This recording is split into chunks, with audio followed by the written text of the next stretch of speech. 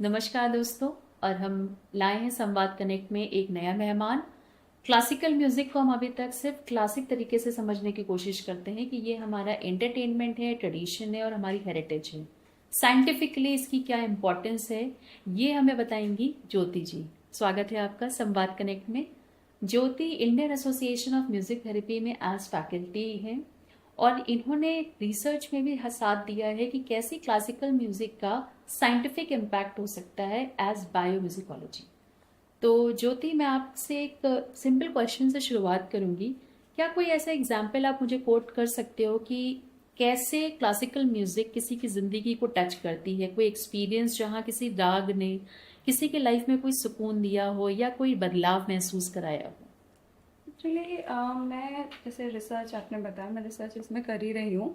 तो यहाँ पर मैंने एक रिसर्च किया था स्कूल में। अच्छा। जहाँ पर मैंने बोर्ड स्टूडेंट को टारगेट किया था, 12th बोर्ड स्टूडेंट को। ओके। जिसमें उनके प्री बोर्ड एग्जाम में, क्योंकि बोर्ड में तो हमें इसके लिए मतलब प्रेशर मेहनत बहुत करना ज्यादा होता पड़ेगा, है। राइट। हाँ। तो मैंने प्री बोर्ड में उसको टारगेट किया था स्टूडेंट पे। मैंने स्कूल से परमिशन लिया था एंड तब जाके मुझे उन्होंने बोला कि ठीक है, आप इनके एग्जाम के पहले आप इसको अपनी रिसर्च को इसमें अप्लाई करके अच्छा। देखिए। तो मैंने उनको क्या किया कि उनका जब मैथ का एग्जाम था उससे पहले मैंने बच्चों से बात किया एंड उनको हाँ। बोला कि आपको जो भी स्ट्रेस वगैरह है, पहले मैंने उनसे उनका एक सर्वे किया, उससे उनका जो स्ट्रेस लेवल है वो सब कुछ मेजर करा उसमें। जी। एंड देन उनको फिर एग्जाम से पहले कुछ पीस ऑफ म्यूजिक दिया, जिसमें बेसिकली वहां पर मैंने गायत्री म्यूजिक को इंस्ट्रूमेंटल फॉर्म में दिया था। ओके। राइट।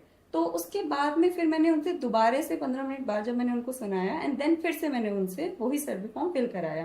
एंड उसमें जो फीडबैक मैंने उन बच्चों के देखे थे, तो सभी का मोस्टली फीडबैक में ये था कि हमें जो मेरे को एंजाइटी हो रही थी, जो फियर था अभी एग्जाम का, वो बहुत रिड्यूस हुआ है। हाँ। तो और जो प्रेशर फील हो रहा था वो रिड्यूस हुआ है। देन उसके बाद में मुझे स्कूल से परमिशन थी क्योंकि, तो उन्होंने बोला कि आप इस म्यूजिक को पूरे 3 आवर के लिए बैकग्राउंड में प्ले कर सकते हैं। अच्छा। तो जो सर का पेटेंट है, इसका टेक्निक है, जिस मतलब उसकी फ्रीक्वेंसी कितनी हमें सेट करनी हाँ। है, उसको सेट करके, और क्योंकि मैंने इंस्ट्रूमेंटल म्यूजिक लिया था तो वर्डिंग से कोई इशू भी नहीं था। हाँ। इस वजह से मैंने उसको पीछे बैकग्राउंड में प्ले करा एंड देन फिर उसके बाद में मैंने लास्ट में जाके फिर से बच्चों से एक सर्वे फॉर्म फिल करवाया जिसमें उनको फीडबैक वगैरह लिखना था। तो वहां पर मैंने देखा कि बच्चों ने यही फीडबैक लिखा कि अब मैथ का एग्जाम था तो उसमें मुझे कंसंट्रेशन में बहुत इंप्रूवमेंट हुआ। ओके। जो माइंड डाइवर्ट हो जा रहा था, कभी मेरे क्वेश्चन में मैं प्लस की जगह माइनस कर रही हाँ। थी, वो चीज में मैम बहुत इंप्रूवमेंट हुआ मुझे। और जो फियर हो रहा था कि मैं भूल जाती हूँ कॉन्सेप्ट, हाँ। तो वो चीज मेरे को इम्प्रूवमेंट देखने को मिला। मुझे बच्चों के ये फीडबैक थे। वो वंडरफुल। ये तो मतलब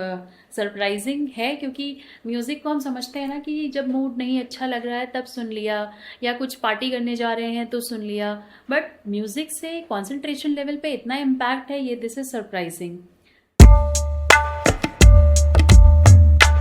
हम अक्सर कहते हैं कि म्यूजिक मैजिकल है। आप शेयर कर सकते हैं कहाँ कोई म्यूजिक थेरेपी किसी को मेंटल स्टेट बदलने में या उसकी मुश्किलों को आसान करने में आपको लगा हो कि हाँ, यहाँ पे ये रियल लाइफ एग्जाम्पल में मददगार साबित हुई है?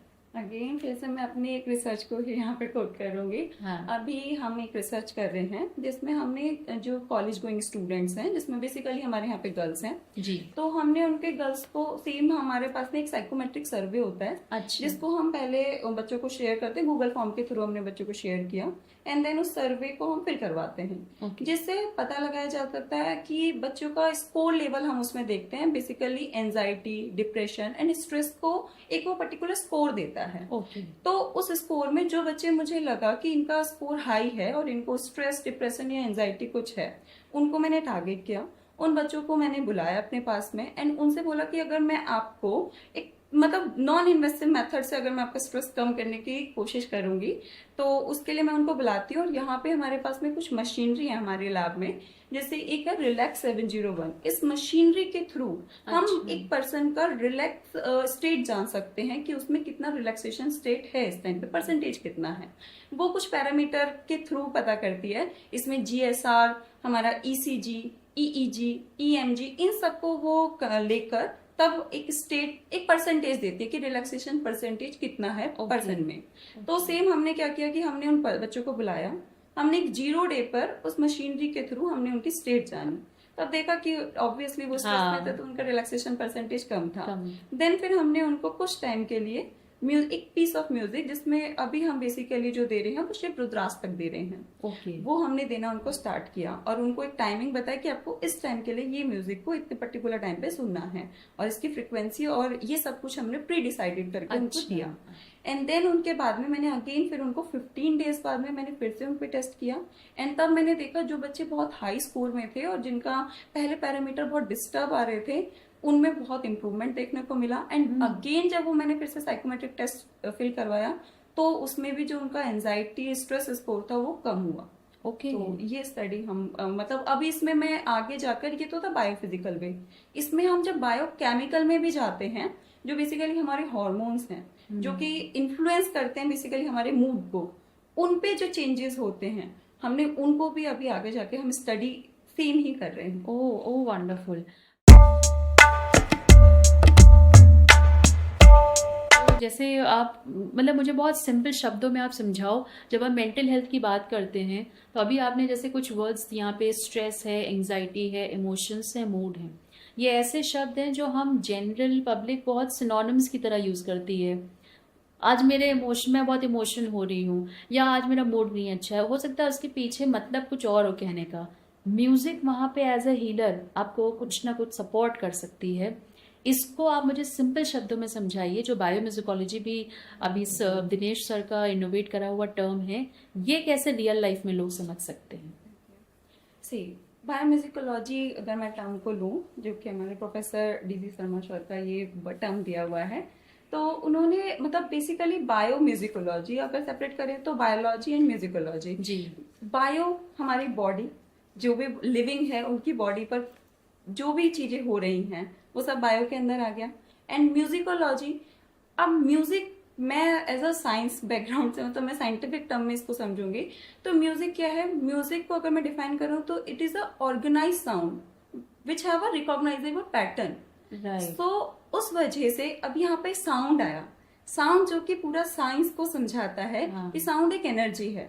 तो ये हमारे लिए human, as a human light हमारे लिए स्टिमुलस है, ऐसे ही हमारे लिए टेम्परेचर स्टिमुलस है, उसी तरह से साउंड भी स्टिमुलस है। तो ये हमारी बॉडी में ये स्टिमुलस जाता है और वो उसके अकॉर्डिंग फिर हमारी बॉडी में इम्पैक्ट डालता है। अब वो स्टिमुलस मैंने किस तरह का लिया है, जैसे अब इस साउंड में बात करूं तो इसमें कितनी फ्रिक्वेंसी है उसकी, उसका टोन क्या है, उसका जो लाउडनेस है वो कितना है, वो सब मेरी बॉडी परसीव करेगी। उसमें जो सेल्स हैं वहां पर सिग्नलिंग चलेगी एंड देन वो उसके अकॉर्डिंग मुझे रिजल्ट देगी, जो कि मुझे बाहर दिख रहा है, मेरे मूड में, मेरे जो एक्सप्रेशन है उनमें दिख रहा है। लेकिन ये सब कुछ जो हुआ वो बहुत साइंटिफिकली वे में हो रहा है। तो जैसे कि मैं सिंपल सा बोलूं, जब मैंने कोई प्लीजेंट म्यूजिक सुना जो मेरे को रिलैक्स कर रहा है, तो उस टाइम पे मेरी बॉडी में कुछ हार्मोन सीक्रेट हुए जिनकी वजह से मुझे प्लीजेंट वो फील हो रहा है। वो जो साउंड मेरी बॉडी के अंदर गई है उसने कुछ हार्मोन को ट्रिगर कर दिया है, जिसमें डोपामीन हो गया, ये हमारे ये मतलब रिलैक्स स्टेट के लिए होता है। तो इस तरह के हार्मोन ये स्टिमुलेट करता है, और इवन सिर्फ स्टिमुलेट नहीं करता, कुछ हार्मोन को रिड्यूस भी करता है, जो स्ट्रेस रिलेटेड हार्मोन्स हैं, जैसे कॉर्टिसोल हो गया हमारी बॉडी में, जो कि स्ट्रेस के लिए बहुत कॉमन है, इसको ये रिड्यूस कर देता है, इसके इम्पैक्ट को। तो ये मतलब इस तरह से हमारी बॉडी में ये वर्क कर रहा है। तो ये हो गया बायोम्यूजिकल। वंडरफुल, मतलब पूरा मैकेनिज्म है इसके पीछे, मुझे आज समझ आ रहा है। एंड आई एम श्योर कि मेरे लिसनर्स और मेरे व्यूअर्स को भी बहुत इनलाइटमेंट होगा। म्यूजिक में इतनी सारी छुपी हुई चीजें हैं, ये आज समझ आ रही हैं। और एक उसमें ये हो गया फिजिक्स हो गया, इन दोनों का कॉम्बिनेशन है। तो मैं आर्टिस्टिक अप्रोच में, मैं उनके वर्डिंग्स पे जब मैं जाती हूँ तो उसके आर्टिस्टिक अप्रोच है, लेकिन उसके पीछे की साउंड, जो साउंड है, जो फिजिक्स है उसकी, अगर हम उसको अंडरस्टैंड कर लें, उसको एक प्रॉपर तरीके से यूज करें, साइंटिफिक मैनर में यूज करें, तो वो बहुत डेफिनेटली बहुत अच्छे तरीके से इम्पैक्ट कर सकती है। जो कि हमारा मोटिव भी है कि अगर हम किसी केमिकल को या फिर इस तरह की जो मतलब आगे जाके जो हमें प्रॉब्लम क्रिएट कर सकती है, उनको किसी तरह से हम रिड्यूस करें।